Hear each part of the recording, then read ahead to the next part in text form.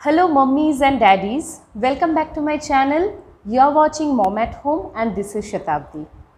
आज मैं जिस टॉपिक पे बात करने वाली हूँ वो न्यू मॉम के साथ साथ अभी जो भी मॉम्स हैं उन सभी को हेल्प करने वाली है, क्योंकि अभी सर्दियाँ आ रही है और सीज़न चेंज के टाइम पे बहुत सारा डिजीज़ेज़ हम लोग को अटैक करता है और इससे बचने के लिए हम लोग को एग्जैक्टली क्या क्या करना पड़ेगा, आज उसी बारे में कुछ डिस्कस करेंगे।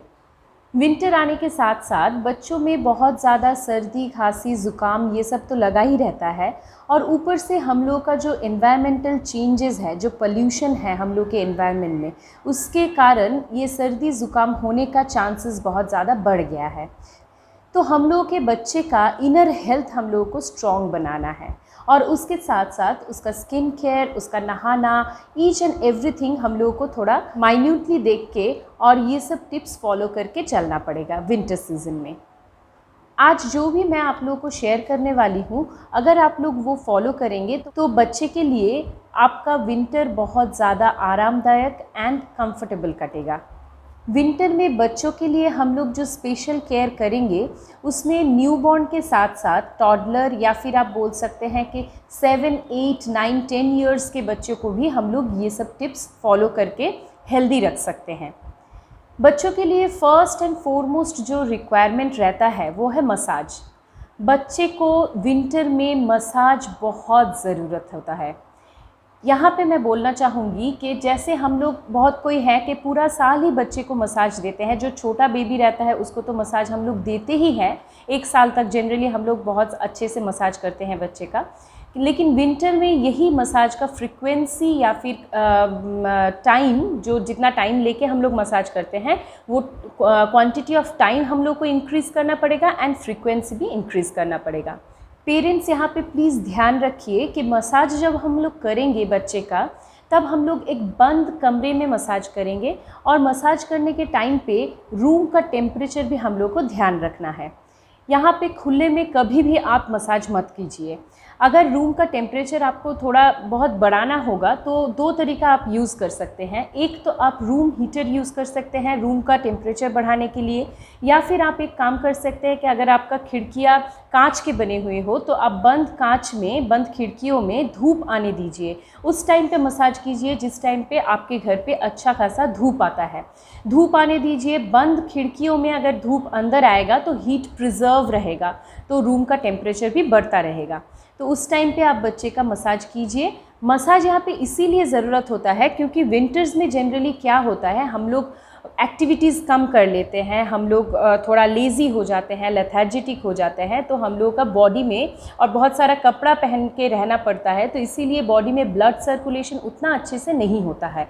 अगर आप अच्छे से मसाज करेंगे बच्चे को तो ब्लड सर्कुलेशन अच्छे से होगा, तो इसकी वजह से बच्चे का डाइजेशन भी बहुत अच्छे से होगा, बच्चे को नींद और भूख दोनों ही अच्छे से आएगा। फिर छोटे बच्चे को अगर आप मसाज दे रहे हैं तो जो भी मसाज ऑयल आप यूज़ करते हैं उसको थोड़ा सा गुनगुना गरम करके आप यूज़ कर सकते हैं। इससे बच्चे को और भी ज़्यादा वार्मथ मिलेगा। और अगर मसाज ऑयल के बारे में आप पूछेंगे तो मैं आपको बोलूँगी कि मैंने अपने बेटे के लिए, जब वो छोटी थी उस टाइम पे मैंने एडी ऑयल यूज़ किया है, विटामिन एडी ऑयल। वो बहुत ही अच्छा, बहुत ही थिक एक ऑयल होता है। विंटर सीजन में ड्राइनेस को हटाने के लिए और मॉइस्चर बॉडी में प्रिजर्व करने के लिए ED oil is the best one, I can say that. And अगर आप अभी के पूछेंगे तो अभी मैं उसको हिमालय का जो ऑयल है, मैं उसका लिंक आपको डिस्क्रिप्शन बॉक्स में दे दूँगी। हिमालय बॉडी मसाज ऑयल मैं यूज़ करती हूँ एंड दैट इज़ अमेजिंग, क्योंकि उसके यूज़ करने के बाद से मैंने देखा है कि मेरे बच्ची के कम्प्लेक्शन में भी बहुत ज़्यादा डिफरेंस आया है। मैं ये नहीं बोलूँगी कि वो गोरी हो चुकी है या फिर ऐसा कुछ, because I don't believe in darkness and fairness. So ऐसा कुछ कभी नहीं होता है, उसके बारे में हम लोग बाद में भी डिस्कस कर सकते हैं। लेकिन हाँ, उसका जो ग्लोइंग एक स्किन होता है बच्चे के लिए, वो धूल मिट्टी में खेलते रहती है तो वो ग्लो कम होते जाता है जैसे ही बच्चे बड़े होते हैं, तो वो ग्लो उसका फिर से लौट के आया है वो मसाज ऑयल यूज़ करने के वजह से। That is amazing. So I will give you the link in the description box. If you want you can go and by. Massage के टाइम पे और एक चीज़ आपको ध्यान देना है, मसाज हो जाने के बाद तुरंत आपको इधर बच्चे को नहलाना है या फिर आपको स्पॉन्ज करके फिर उसको ड्रेस पहना देना है। कभी भी आप खुले में नहीं छोड़ेंगे बच्चे को विंटर सीज़न में। तो इसके वजह से, क्योंकि मसाज करने से बॉडी में हीट बढ़ जाता है और बाहर का टेम्परेचर कम रहने के कारण वो हीट जल्दी जल्दी एब्जॉर्ब होते रहता है वेदर में, एनवायरनमेंट में, तो बॉडी का टेम्परेचर झट से कम होने लगता है। तो इसी वजह से हम लोग को जनरली ठंडा या फिर सर्दी लग जाता है। तो इसको अवॉइड कीजिए प्लीज़। आप जब भी मसाज कंप्लीट हो जाए तुरंत उसको नहला लीजिए एंड उसको कपड़ा पहना दीजिए। अब मेरा दूसरा टिप्स है नहाने के बारे में। बच्चे को विंटर्स में हो सके तो रोज़ नहलाइए। नहलाना बहुत ज़्यादा ज़रूरी होता है, क्योंकि हम लोग जो भी खाना खाते हैं उसके वजह से भी बॉडी में एक हीट प्रोड्यूस होता है। तो बॉडी अंदर से गर्म रहता है और वो बॉडी हीट निकालने के लिए running water is very much needed. So नहलाना बहुत ज़रूरी है। हाँ, विंटर्स में अगर आपको नहलाना है तो थोड़ा बहुत ये सब टिप्स दिमाग में रख के, फिर ध्यान में रख के फिर आपको आगे बढ़ना है। जैसे कि आप जब भी मसाज करने बैठेंगे, अगर 10 to 15 मिनट्स अगर आप मसाज करते हैं तो लास्ट 5 मिनट्स के पहले आप जाके गीज़र ऑन कर दीजिए। क्योंकि अगर आप मसाज के बाद गीज़र ऑन करेंगे या फिर गर्म पानी लाएंगे, उस टाइम पे बच्चा खुला में रहेगा तो उसको ठंडा लग सकता है। एंड गर्म पानी का नल खोल के बाथरूम का दरवाज़ा लॉक कर दीजिए, तब फिर वो स्टीम क्रिएट होगा और बाथरूम गर्म रहेगा। और अगर आपके पास स्टीमर है देन तो इट्स वेरी गुड, आप स्टीमर जाके चला दीजिए और फिर 5 मिनट मसाज कीजिए, फिर नहलाने के लिए लेके जाइए। और याद रखिए, जिस कमरे में आप उसको नहलाएंगे, अटैच बाथरूम हो तो बहुत ही अच्छा है, जिस कमरे में आप उसको नहलाएंगे उस कमरे में बार बार किसी का आना जाना ना हो, ये आपको ध्यान देना पड़ेगा। क्योंकि बार बार आने जाने से हवा आएगी तो उसकी वजह से बच्चे को और ज़्यादा प्रॉब्लम हो सकता है। अब अगर पानी के बारे में हम लोग बात करेंगे तो पानी हमेशा वार्म वाटर रहना चाहिए। बहुत ज़्यादा गर्म पानी आप अगर बच्चे को देंगे तो वो अनकंफर्टेबल रहेगा, और ठंडा पानी तो इस टाइम पे चलेगा ही नहीं। बहुत कोई हम लोग में से बोलते हैं कि ठंडा पानी से नहाने से सर्दी नहीं लगती है बच्चे को। ये सब आई don't believe in that, because मेरा भी जो डॉक्टर है वो भी मुझे यही बोले हैं कि बच्चे को हमेशा थ्रू आउट द ईयर अगर हो सके तो थोड़ा वार्म पानी में नहलाना बहुत अच्छा रहता है। अब आपको ये चीज़ भी ध्यान देना पड़ेगा, जब आप उसको नहाने के लिए प्रिपेयर करेंगे तो उसी टाइम पे पहले आप उसका सारा सामान इकट्ठा कर लें। जैसे कि आपको टॉवल, आपको उसका कपड़ा, उसका स्वेटर, मोज़े, फिर बॉडी लोशन, क्रीम, जो भी आपको रिक्वायरमेंट है सब आप एक जगह इकट्ठा करके फिर उसको मसाज कीजिए, फिर जाके नहलाइए। ये आपका हैबिट हो जाना चाहिए। नहीं तो कपड़ा ढूंढने गए या फिर क्रीम ढूंढने गए, ये सब अगर आप करने गए तो बच्चे का सर्दी लगने का चांसेस बढ़ जाता है, क्योंकि उस टाइम पे बच्चा खुला रहता है। जो भी बच्चे का लंबा बाल है वो सब बच्चे को आप कोशिश कीजिए कि वीक में 1 या 2 दिन नहलाएंगे, बाकी दिन नहीं नहलाएंगे तो अच्छा रहेगा।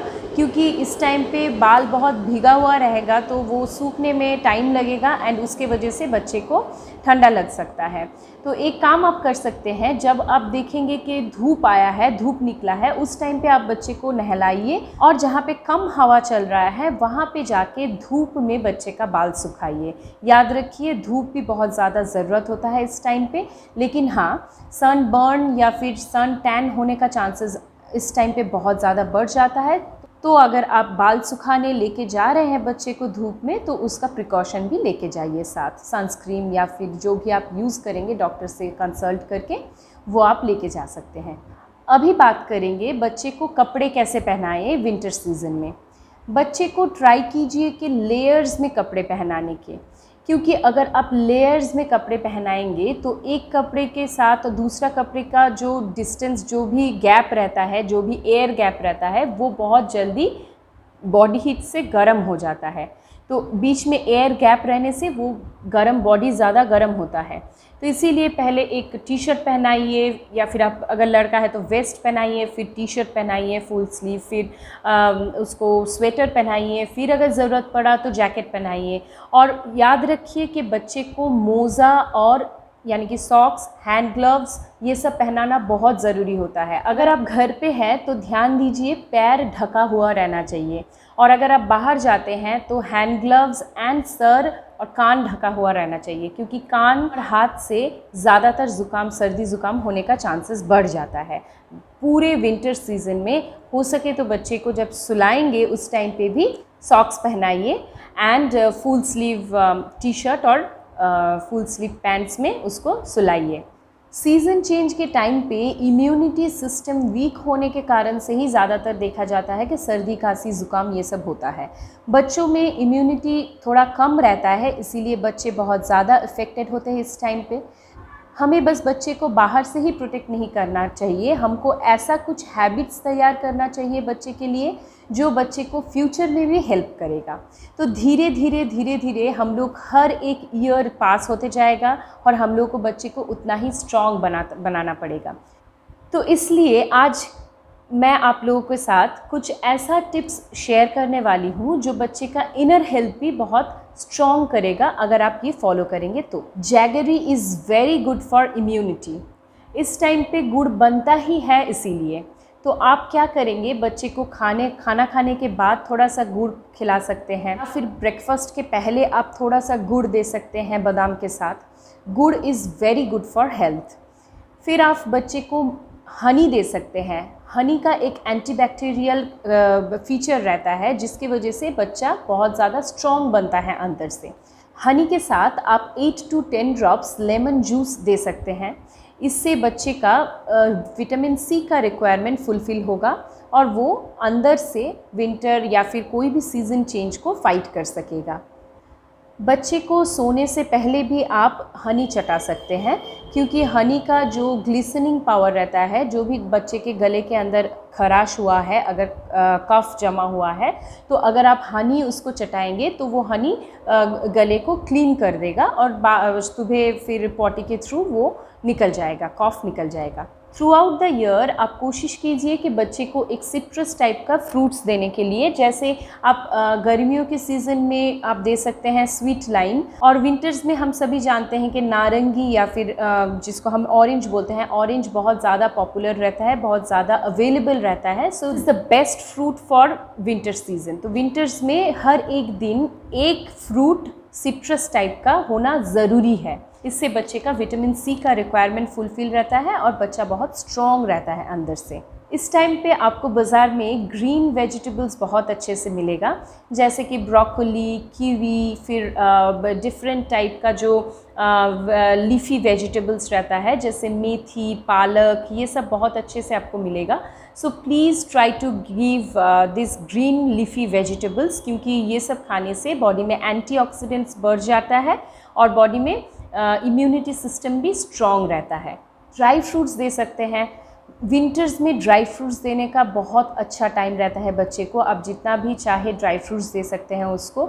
अगर बच्चा ड्राई फ्रूट्स खुद से चबा के नहीं खाता है तो आप उसका पाउडर बना के, पाउडर फॉर्म में आप उसको मिल्क के साथ मिला के दे सकते हैं। कोई भी हेल्थ ड्रिंक देने का ज़रूरत नहीं है अलग से, क्योंकि मैं मानती हूँ कि हेल्थ ड्रिंक से भी ज़्यादा अच्छा रहता है अगर आप ड्राई फ्रूट्स को थोड़ा रोस्ट करके फिर उसको ड्राई करके पाउडर बना के उस फॉर्म को अगर आप मिल्क के साथ 2 चम्मच मिला के देते हैं बच्चे को, तो that is the best thing I believe.